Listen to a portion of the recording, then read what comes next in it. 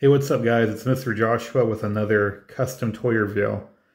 Today this is part two of the Black Dragon Mastodon helmet thing. Originally this was a 3D printed cast of the Green Ranger helmet. I'm not really sure if this was supposed to be a Legacy or a Lightning helmet, but I'm gonna guess it's more of the scale for the Lightning figure. As you can see here, fits the figure pretty well. So it's been a couple of days, and it went back to his figure a couple of times, and did some touch ups and added some gold paint and whatnot. And this is what I came up with.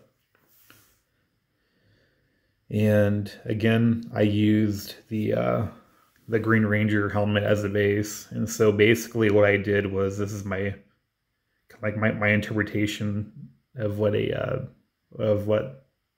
like Zack would be if he kind of turned into a Lord Drakkon, So with the helmet, it's basically a combination of the Green Ranger and the Mastodon helmet, which it's pretty cool looking.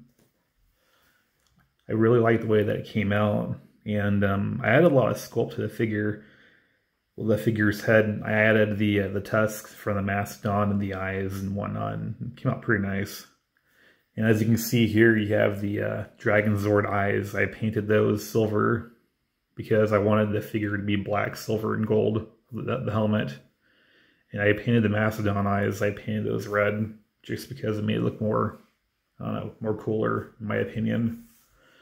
And I used a really shiny, like a high shiny gloss gold for the trim and whatnot, and for the cool little, Mastodon nose.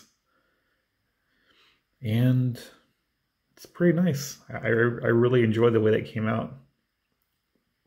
Pretty cool stuff.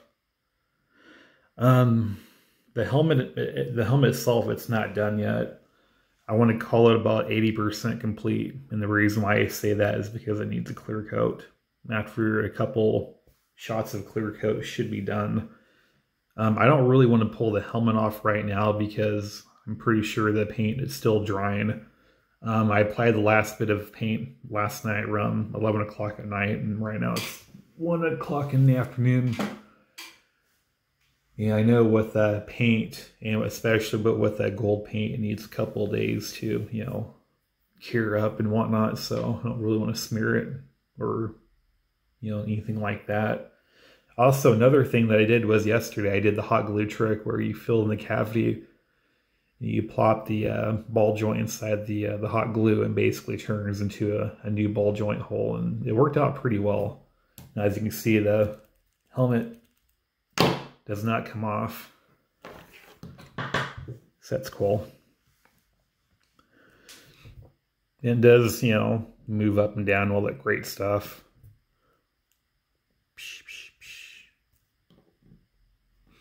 Really like the way that came out. Not bad at all.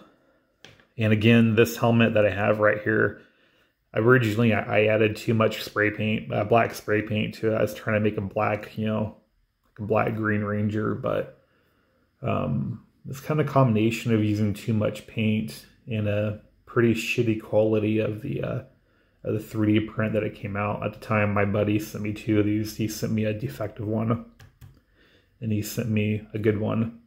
But regardless, with the teeth on the Green Ranger helmet, even without any paint or anything on it, you can hardly see where the teeth, parts were around the visor, and it was pretty difficult to paint even with light spray.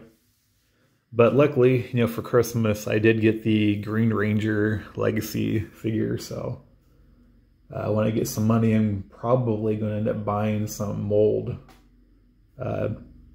Umu 30 silicone mold, and I'm going to do some head molds. And I'm actually going to do a mold of this helmet too. It's just too cool just to, have only one. And so I'm going to do a bunch of resin cast, versions of this head, and see if people actually want it. Probably sell the heads for like $5 a piece. Something super cheap. With me, I don't like price gouging people because You know, it's kind of a dick move. Plus, you know, $5 and $1 for shipping for this helmet would be, you know, a pretty good deal, you know, especially to customizers out there. And plus, it's a good deal for me because, you know, for $30, I get a pound's worth of resin, liquid resin. And technically, I can just sell, you know, 6 heads and bam, I get some more resin. So it's a win-win situation.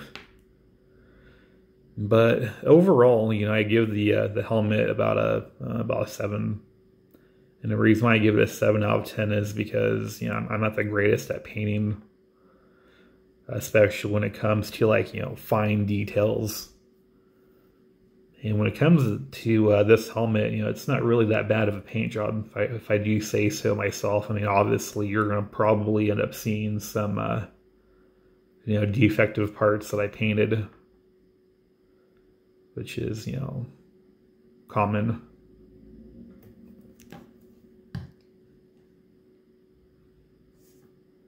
But yeah, this is basically like, you know, my version. Again, this is like basically my version of what Zach would have been if he kind of was in, like, you know, Lord Draken's shoes.